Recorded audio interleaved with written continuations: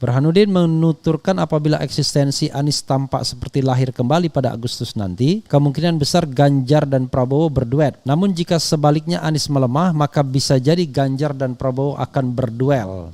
Justru ketika misalnya, saya ngomong berkali-kali, ketika misalnya Jokowi terus berusaha untuk menduetkan Prabowo dan Ganjar, apakah ini tidak merupakan sinyalemen sesungguhnya mereka sudah khawatir Anies begitu kuat? Ini kan anehnya ya. Justru kita bertanya-tanya, kalau masih lemah posisinya ngapain pusing, ya kan? Toh posisinya lemah dan itu sudah setahun belakangan ini Ganjar nomor 1, artinya sudah well established dia. Tetapi kenapa seolah-olah ada emergency situasi dan kemudian istana berusaha mendekatkan itu?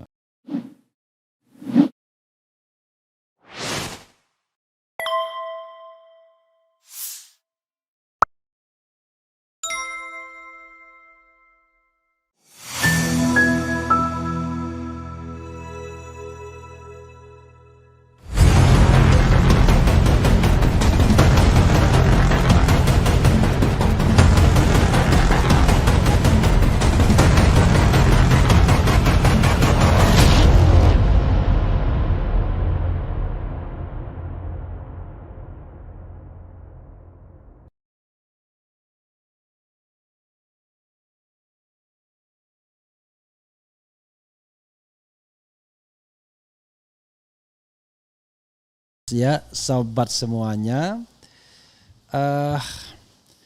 ini kita bicara mengenai kemungkinan koalisi atau bentrok Ganjar dan Prabowo Subianto. Nah, ini ada satu analisis ya dari indikator politik, ya bergantung Anies Baswedan.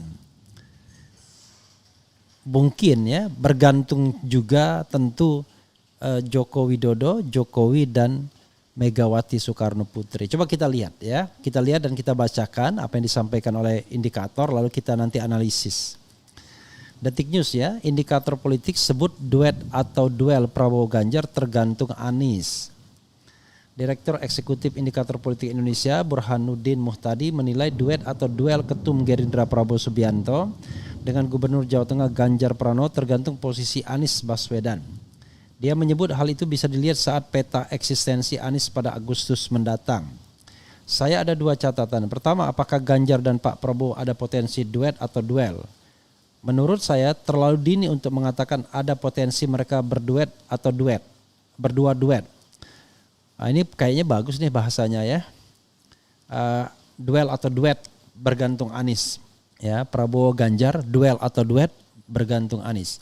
Karena duet atau duel itu sangat ditentukan oleh peta sampai Agustus 2023 dan seberapa mengancam Anies Baswedan, kata Burhanuddin dalam acara Adu Perspektif Detikcom. Burhanuddin menuturkan apabila eksistensi Anies tampak seperti lahir kembali pada Agustus nanti, kemungkinan besar Ganjar dan Prabowo berduet. Namun jika sebaliknya Anies melemah, maka bisa jadi Ganjar dan Prabowo akan berduel. Jadi kalau misalnya Anies kembali rebound di jelang Agustus 2023, kemungkinan duet antara Ganjar dan Pak Prabowo itu semakin membesar. Kalau Anies punya potensi menguat, karena selisih dengan Pak Prabowo di saya itu masih jadi tidak signifikan, ucapnya. Jadi potensi Anies menguat harus kita buka opsinya.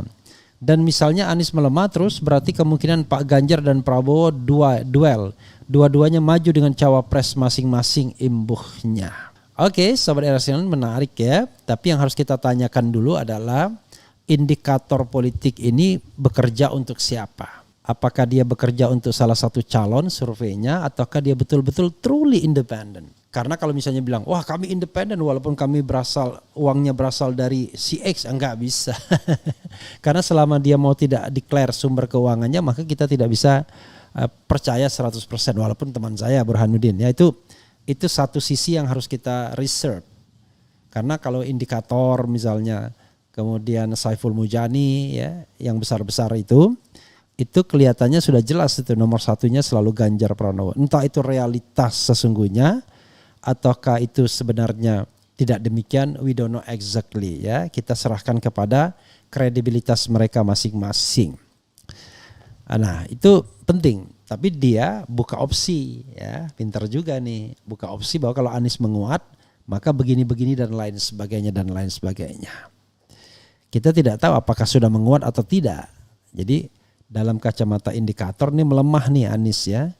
Karena itu kalau Anies lemah ya sudah, Ganjar sama Prabowo duel. Tapi kalau Anies nguat dia akan duet. Artinya yang paling penting adalah menghadang Anies, itu kan masalahnya. Tapi sekali lagi kita tanyakan apakah survei ini dibiayai oleh salah satu calon atau tidak, atau salah satu kekuatan atau tidak. Itu penting untuk kita mengecek kredibilitasnya, karena yang namanya konflik of interest kan pasti terjadi. Biasanya kan begitu survei itu, mana yang bisa diumumkan, mana yang tidak dan lain sebagainya, itu pasti ada biasnya. Seandainya pendanaan berasal dari salah satu pasangan calon. Tapi kalau pendanaan truly independent, atau katakanlah begini, dia tidak punya kaitan-kaitan psikologis yang selama ini dengan pihak-pihak yang katakanlah memesan hasil survei misalnya, maka itu barangkali bisa kita harapkan. Tapi kalau misalnya terikat dengan pihak tertentu yang selalu menjadi pelanggan surveinya, itu barangkali dalam dalam sekecil apapun pasti ada pengaruhnya ketika melakukan survei, menyajikannya maupun menganalisisnya. Jadi adalah bias-biasnya ya. Kalau misalnya RH Refli Harun misalnya, saya tidak melakukan survei, tapi ketika menganalisis pasti ada biasnya. Ya, bias ke pasangan mana atau calon mana pasti ada, karena setiap orang pasti punya preferensi walaupun dia mengatakan netral dan independen. Nah, yang netral dan independen dalam pengertian dia tidak mendapatkan sumber dana saja, itu masih bisa bias, apalagi yang jelas-jelas sumber dananya berasal dari salah satu calon. Itu yang saya ingin garis bawahi ya. Intinya adalah tetap saja Anies Baswedan adalah the common enemy, musuh bersama. Jadi kesimpulannya adalah Anies itu musuh bersama. Kalau misalnya Anies berhasil dipatahkan di hulu, maka istana akan berpesta, rezim akan berpesta karena mereka tidak akan punya lagi pesaing. Tapi karena Anies sudah pasti mendapatkan tiket, yaitu dari 3 partai yang sudah menandatangani piagam koalisi, maka justru yang agak bingung sekarang istana ya. Menurut indikator melemah. Walaupun kita merasa aneh juga. Karena Anies sudah di mana-mana, tapi hasil surveinya kok selalu melemah. itu menarik ya. Kalau kita lihat real di lapangan yang disambut gegap gempita dalam setiap kali datang itu Anies Baswedan. Tapi surveinya melemah. Ini menarik ya, seperti paradoks. Sementara kita tahu Ganjar dan Prabowo tidak melakukan apa-apa. Tapi surveinya menguat. Ini menarik ya. Atau Ganjar misalnya well established di nomor 1. Makanya saya tanyakan, sumber dananya dari mana dulu? Ya, sumber dananya dari mana dulu? Kadang-kadang kalau dia masih bertindak sebagai surveyor tapi juga sebagai tim pemenangan atau campaign manager, itu agak susah juga kita melihatnya ya, independensinya. Tapi anyway, itu masukan yang berharga tentunya ya. Sayangnya di Indonesia ini tidak ada kewajiban untuk menyebutkan dari mana sumber dananya dan lalu diaudit apakah memang benar dana yang diberikan seperti itu. Yang ada gelap-gelapan semua, kita nggak ngerti. Harusnya karena ini adalah aspeknya publik, ya harus ada transparansi dari mengenai sumber dana, harusnya begitu. Oke, tapi yang menolak itu pasti yang pendana, nggak mau disebutkan. Demikian juga yang menerima dana. Oke, faktor lain ya menduetkan Prabowo dan Ganjar itu adalah ya faktor istana dan faktor Megawati. Jadi ada 3 pihak yang paling berpengaruh. 1 Jokowi, 2 Prabowo Subianto, dan ketiga adalah Megawati Soekarno Putri. Dan dalam konteks ini rasanya Prabowo tidak mungkin mengalah menjadi wakil presiden. Dia pasti akan minta sebagai calon presiden. Jadi yang paling mungkin adalah Ganjar menjadi wakil presiden. Seandainya ada the common enemy bernama Anies Baswedan yang menguat. Tapi kalau tidak menguat ya it's okay ya. Itu lain soalnya. Oke, itu yang kita bisa lihat ya. Coba kita bacakan komentar Sobat RH terkait dengan hal ini. Justru ketika misalnya saya ngomong berkali-kali, ketika misalnya Jokowi terus berusaha untuk mendekatkan menduetkan Prabowo dan Ganjar, apakah ini tidak merupakan sinyalemen sesungguhnya mereka sudah khawatir Anies begitu kuat? Ini kan anehnya ya. Jadi di reserve sampai Agustus kira-kira menguat atau tidak. Tapi kalau misalnya data lain atau data intelijen dari pihak istana mengatakan Anies sudah menguat, maka upaya untuk mendekatkan Prabowo dan Ganjar memang dilakukan mulai hari ini. Dengan fenomena pertemuan di pematang sawah di Kebumen misalnya. Atau misalnya aktifnya Jokowi untuk mengendorse keduanya dan kemudian tidak pernah menyebut Anies Baswedan. Justru kita bertanya-tanya, kalau masih lemah posisinya ngapain pusing? Ya kan? Toh posisinya lemah dan itu sudah setahun belakangan ini. Ganjar nomor 1 artinya sudah well established dia. Tetapi kenapa seolah-olah ada emergency situasi dan kemudian istana berusaha mendekatkan itu. Oke ya. Oke. Coba kita bacakan komentar Sobat Era terkait dengan hal ini. 2019 lihat muka Wowo semangat sekali sekarang enak, yaitu subjektivitas. Prestasi Ganjar Wowo apa sih? Bang, bahas Hasan Hasbi yang menyerang Anies, ngejek Anies orang Arab Yaman bukan representasi pribumi. Saya harap kursi rumah Refli Harun jangan dikotori lagi dengan najis besar. Ya nggak boleh begitulah ya, nggak boleh begitu. Kenapa? Ya artinya begini, kita siap nggak? Kita nggak pernah nyebut-nyebut begitu ya kan? Kadang-kadang kita nggak adil ya, kita kadang-kadang menyebut juga Ahok misalnya. Jadi maksud saya kalau memang kita tidak mau sebut semua ya kita pun harus berlaku adil kepada pihak lain ya. Oke. Dan saya kira dibilang keturunan Arab itu enggak apa ya istilahnya ya. Tidak hina juga. Bukankah Arab itu adalah suku Rasulullah? Bahasa Arab itu adalah bahasa yang akan digunakan di surga. Menurut yang saya pahami ya. Jadi kok ketika orang dibilang keturunan Arab tiba-tiba orang merasa terhina ya. Enggak lah ya. Saya kira kita kan sudah diajarkan manusia itu dilihat dari amal kebaikannya bukan dilihat asal suku bangsanya. Itu ya. Kemudian mau duel single mau keroyokan jika Pilpres jurdil Anies Baswedan pasti menang insya Allah begitu. Gimana dengan Anies yang didukung PKS bang? Nggak ngerti maksudnya apa. Tanggapan Anies terkait Piala Dunia usia 20 gimana bang? Buzzer istana di Twitter mulai menyerang Anies karena dianggap bungkam. Ini ya kita yang menurut saya kalau saya jadi Anies saya nggak mau bodoh ya kan? Kenapa? Lah urusan usia sepak bola usia 20 tahun saja ngapain dikomentarin? Justru kalau dia tidak komentar tuh benar.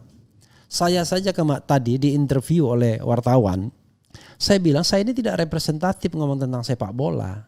Saya tidak punya sense of sensibility, saya bilang. Karena saya menganggap sepak bola itu bukan cabang olahraga harapan Indonesia. Cabang olahraga harapan Indonesia itu ya bulu tangkis, panjat tebing, silat, angkat besi, angkat berat, dulu pernah ada panahan. Ya itulah yang terbukti memberikan emas atau bisa bersaing di dunia ini. Sepak bola sampai Asia Tenggara saja kita nggak bisa. Nah, karena itu saya bilang jangan tanya saya tidak punya sense of sensibility. Tapi kalau orang mengatakan kita harus menjauhkan olahraga dan politik, idealnya begitu. Tapi faktanya dari awal pengurusnya saja berpolitik. Saya dengan terang-terangan mengatakan, lah Erick Thohir itu menjadi ketua umum PSSI karena ingin berpolitik, bukan karena dia ingin memajukan sepak bola Indonesia sebagai causa prima ya. Ya tentu ada keinginan itu, tapi causa primanya adalah meningkatkan elektabilitas, meningkatkan popularitas. Caranya adalah ya melalui perhelatan Piala Dunia usia 20 ini awalnya. Karena mata pemuda Indonesia terutama akan tertuju pada perhelatan tersebut. Nanti tinggal dikalkulasi berapa banyak Erick Thohir akan muncul di sana. Sama seperti kemunculannya di ATM, di tempat-tempat publik dengan menggunakan fasilitas BUMN. Kan itu soalnya. Apalagi pemilih kita sekarang banyak pemilih yang dari milenial. Jadi dari awal sendiri pengurusnya berpolitik. Masa seorang menteri bidding menjadi ketua umum PSSI misalnya. Apalagi dia mentahbiskan dirinya sebagai calon presiden yang running for the presidency. Ya tambah. Jadi kita harus objektifnya di sana ya. Jadi bilang jangan jauhkan dari politik, tapi at the same time aroma politiknya kencang. Oke. Kemudian walaupun Anies Baswedan dihadang oleh kekuatan rezim, tetapi kemenangan Pak Anies yang didukung secara spontan oleh rakyat di seluruh provinsi, bukti selalu banyak bila Anies berkunjung RH Mantul. Ya, hati-hati dengan kecurangan pemilu juga. Ganjar tanda tanya belum kelasnya presiden. Halo 349T bagaimana? Ya kemarin Pak Mahfud sudah membukanya, itu adalah transaksi Kementerian Keuangan baik kalangan sendiri dengan ASN lain maupun dengan pihak ketiga. Yang ditakutkan minta Anies Baswedan bukan Prabowo, Ganjar atau siapa, tapi kecurangan. Itu yang dikatakan Sudirman ya. Yang dibutuhkan Anies itu cuma demokrasi dan pemilu yang fair, pemilu yang jurdil. Hehehe, ingin berpolitik jadi ketua bola dulu. Kunjungan Erick Thohir sebagai ketua PSSI ke Qatar itu tiket pesawatnya dibayaran oleh siapa? Nah itu juga menarik kan? Apakah itu tiket pesawat ketum PSSI? Apakah itu tiket pesawat dari BUMN ataukah dari kantong pribadi? Ya, jadi itulah yang namanya saya bilang conflict of interest. Cuma kan orang nggak paham, nggak mau tahu. Bahkan Presiden Jokowi pun nggak mau tahu dengan yang namanya conflict of interest. Padahal sudah dijelaskan, kalau PSSI itu masih hidup dari APBN atau APBD, maka haram hukumnya rangkap jabatan kecuali dia organisasi yang sama sekali independen. Tapi conflict of interest tetap ada. Ngapain juga seorang menteri tiba-tiba running untuk menjadi ketua umum PSSI, kan gak kurang kerjaan jadinya. Padahal yang mau mengurus sepak bola banyak yang nganggur, yang memang fully 24 jam bisa mengurus itu ya. Oke. Kemudian apapun juga masalahnya Anies akan kalah dengan kecurangan. Ya, kita doakan yang baik ya. Ketika gagal ini keuntungan Anies, tenang saja. Assalamualaikum, maka hadir Bang. Oke, waalaikumsalam warahmatullahi wabarakatuh. Alam berpihak pada Pak Anies, semoga. Kok alam ya? Yang tepat adalah Allah Subhanahu wa taala sang pencipta mudah-mudahan berpihak pada pemimpin terbaik bagi bangsa ini. Jadi kita tidak boleh mengkultuskan orang, pemimpin terbaik bagi bangsa ini. Jadi pemimpin terbaik itu adalah, saya dengan santai mengatakan ya pemimpin yang membawa sebanyak mungkin rakyat Indonesia ke surga. Kesannya main-main ya, saya mengatakan enggak. Kita membutuhkan yang namanya tidak hanya material leader tapi spiritual leader. Jadi pemimpin yang membawa kesejahteraan di dunia dan membawa kebaikan di akhirat. Jadi kita tidak boleh menjadi masyarakat yang sekuler gitu ya. Hahaha, panggung politik Erick Thohir telah runtuh. 2024 semoga benar-benar menjadi pesta rakyat, bukan pesta elit rakyat. Lawan Anies tidak ada hanya kecurangan yang bisa mengalahkan Pak Anies ya. Lawan Anies tidak ada hanya kecurangan yang bisa mengalahkan Pak Anies. Ya mudah-mudahan kita sama-sama kawal kecurangan tidak terjadi. Pemimpin sekarang para penjaga pintu neraka, mudah-mudahan tidak begitu. Siapa yang bisa bungkam Kang Survei? Kaum munafik survei walaupun dibilang gak jujur, tapi tim survei masih digentayangan. Mari kita hancurkan tim survei munafik, oke. Ganjar telah menghapus impian anak bangsa untuk berprestasi di level dunia internasional. Pak Ganjar belum jadi capres tapi sudah merugikan timnas usia 20. Saya kira bukan Ganjar ya.